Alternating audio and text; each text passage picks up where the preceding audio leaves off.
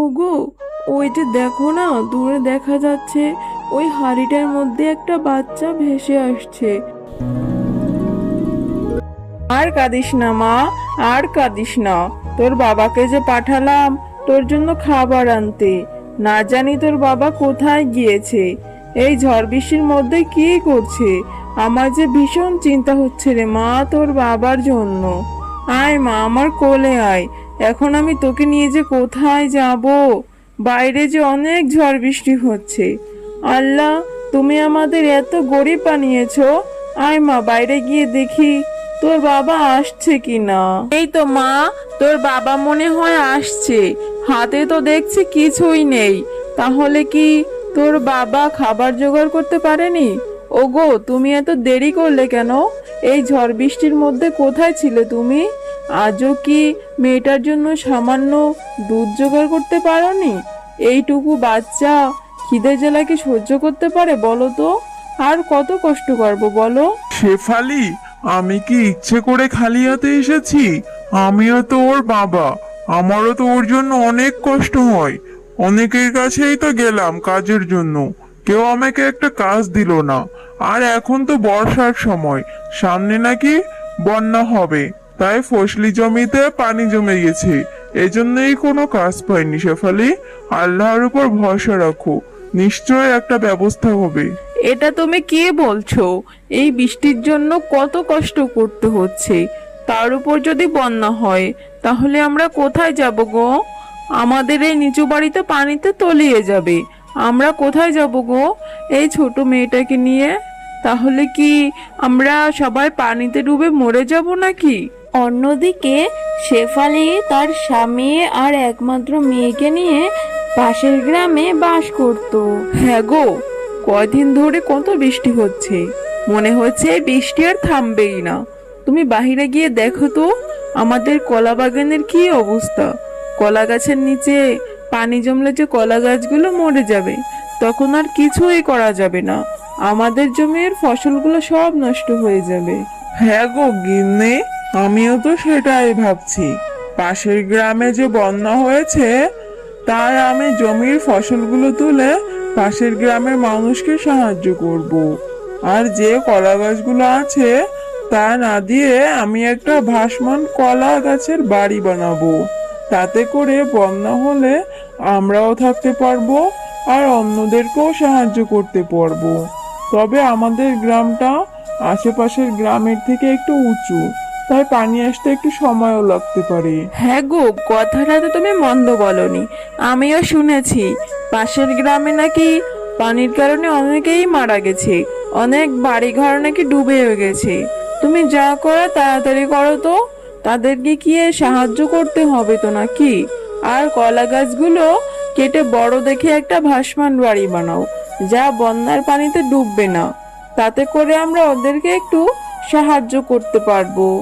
এরপর মিসকে শিয়াল তার বাগান থেকে কলা গাছগুলো কেটে এনে একটি কলা গাছের বাড়ি বানাতে থাকে।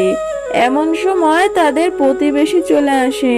কে রে শেফালি, কি করছিস তোরা? তোদের বাড়িতে এলাম একটু জিনিস নেওয়ার জন্য। আমাকে একটু লবণ দে তো, আমার ঘরে যে লবণটা ফুরিয়ে গেছে। আর তোরা এটা কি বানাচ্ছিস?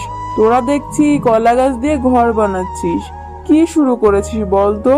নিশ্চয়ই তোদের মাথাটা খারাপ হয়ে গেছে। আমার তো মনে হচ্ছে তোরা পাগল হয়ে গেছিস। ভাবি, পাশের গ্রামে যে বন্যা হয়েছে সেটাকে আপনি জানেন না? পানি যেইভাবে বাড়ছে আমাদের গ্রামেও বন্যা হতে পারে। সেই জন্যই তো কলা গাছের বাড়িটা বানাচ্ছি, যাতে করে আমাদের গ্রামে যদি বন্যা হয় তাহলে নিজেরাও নিরাপদে থাকতে পারবো, আর সাথে সাথে অন্যদেরকেও সাহায্য করতে পারবো। আরে আরে, সত্যি সত্যি দেখছি মাথাটা খারাপ হয়ে গেছে। কলা গাছ দিয়ে কি কখনো বাড়ি হয় নাকি? তোরা আবার সেই কলা গাছের বাড়ি বানিয়ে সেটা দিয়ে আবার অন্যদেরকে সাহায্য করবি? তোদের এখানে থাকলে তোদের সাথে সাথে আমার মাথাটাও খারাপ হয়ে যাবে। যাই বাবা, আমার লবণ লাগবে না, আমি এই দোকান থেকেই না হয় লবণটা কিনে নিব। সেই দিন থেকেই অঝোরে বৃষ্টি পড়তে থাকে, আর এই বৃষ্টিতে পুরো গ্রামটাই তলিয়ে যায়। ওগো, সত্যিই তো দেখি বন্যা হয়ে গেল। আমাদের ঘরের মধ্যেও তো দেখছি পানি ঢুকে গেছে। মেয়েটার কান্না যে আর সইতে পারছি না। ভেবেছিলাম না খেয়ে মরতে হবে, এখন তো দেখছি পানিতে ডুবেই মরে যাব। কি করব গো বলো না, আমার মেয়েটাকে নিয়ে কোথায় যাব? বউ, তুমি একদম চিন্তা করো না। তুমি মেয়েটাকে নিয়ে বাহিরে চলো তো, দেখি কিছু একটা ব্যবস্থা করতে পারি কিনা। ওগো, চারদিকে তো শুধু পানি আর পানি। এই পানি তো আমার মেয়েটাকে ভাসিয়ে নিয়ে যাবে। মেয়েটাকে নিয়ে কোথায় যাব, কি করব? 3 দিন হয়ে গেল আমরা সবাই না খেয়ে আছি। হে সৃষ্টিকর্তা, আমাদেরকে সাহায্য করো। আমার মেয়েটাকে যে আমি হারাতে চাই না। আমি কি করব? আমাদের একটা পথ দেখাও। হ্যাঁ গো, তুমি কান্নাকাটি করে একদম ভেঙে পড়ো না তো। বাঁচানোর মালিক তো আল্লাহ তাআলা। নিশ্চয়ই আল্লাহ একটা ব্যবস্থা করবে। আমরা মরে গেলেও আমাদের সন্তানকে মরতে দিব না। এই না বউ, এই হাঁড়িটা আমি ঘর থেকে এনেছি। এই হাঁড়ির মধ্যে আমার মেয়েটাকে বসিয়ে দাও। এই হাঁড়িটা তো আর ডুববে না। এই হাঁড়ির মধ্যে ভাসিয়ে দিলে যদি কেউ আমাদের মেয়েটাকে পেয়ে যায়, তাহলে আমার মেয়েটা তো প্রাণে বেঁচে যাবে। আমাদের সাথে থাকলে তো আমরা ওকে বাঁচাতে পারবো না। ওগো, আমাদের কলিজার টুকরো মেয়েটা তো চলে যাচ্ছে। হে সৃষ্টিকর্তা, আমাদের মেয়েটাকে তুমি রক্ষা করো। ওকে তুমি প্রাণে বাঁচিয়ে দিও। যা মা যা, তোকে আর আমি আমার কাছে আর রাখতে পারলাম না। হ্যাঁ গো, আমাদের কলা গাছের বাড়িটা যে তৈরি হয়ে গেছে। শুনেছি পাশের গ্রামে নাকি বন্যা হয়েছে, অনেক ঘরবাড়িও চলে গেছে। চলো না আমরা আমাদের কলা গাছের বাড়িটা নিয়ে সবাইকে সাহায্য করি, যাতে করে সবার প্রাণ বেঁচে যায়। হ্যাঁ গিন্নি, তুমি কথাটা মন্দ বলনি। আমাদের গ্রামেও তো পানি চলে এসেছে। আমাদের নদীটা তৈতব্য হয়ে গেছে ভরে। হয়তোবা আজকের মধ্যে আমাদের গ্রামে বন্যা শুরু হয়ে যাবে। চলো সবাইকে সতর্ক করি। আমরা আপনাদের সবাইকে সাহায্য করতে এসেছি। আমরা আমাদের কলা বাগানের কলা গাছগুলো দিয়ে একটি ভাসমান বাড়ি বানিয়েছি। আপনারা আমাদের সাথে আমাদের কলা গাছের বাড়িতে চলুন, সে বাড়িতে থাকবেন, না হলে আমরা সবাই ডুবে মারা যাব। আরে মন্টু ভাই, মুন্নি ভাবি, তোমরা না হয় পাগল হয়েছো। আমরাও কি তোমাদের মতো পাগল হয়েছি নাকি?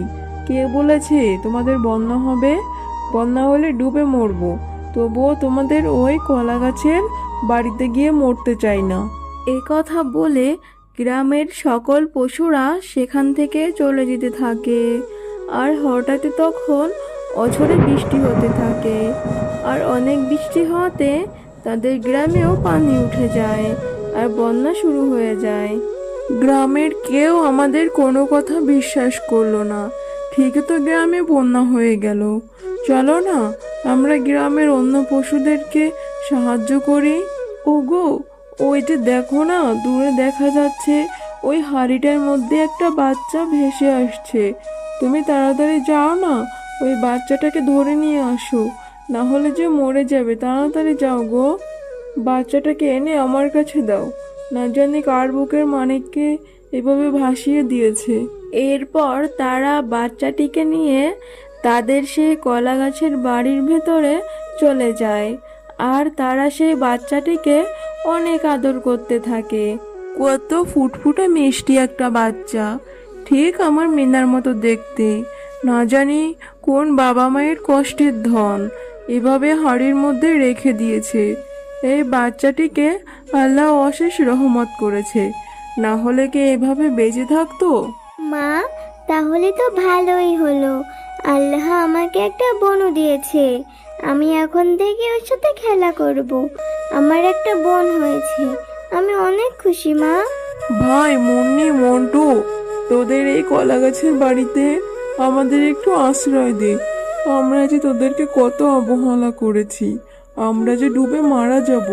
আমাদের ঘর বাড়িতে সব তলিয়ে গেছে। কেন বাঘিনী দিদি, তোমরা না আমাদের কত কিছু বললে। আমরা কলা গাছের বাড়ি বানিয়েছি, পাগল হয়ে গেছি। আমরা এখন তো দেখছি ঠিক আমাদের এই কলা গাছের বাড়িতেই তোমাদের আশ্রয় নিতে হচ্ছে। মুন্নি বোন, আমাদের ভুল হয়ে গেছে, আমাদের ক্ষমা করে দে। আমাদের আসলে এমনটা করা ঠিক হয়নি। আমরা আমাদের ভুল বুঝতে পেরেছি। আমাদের বাঁচা বোন।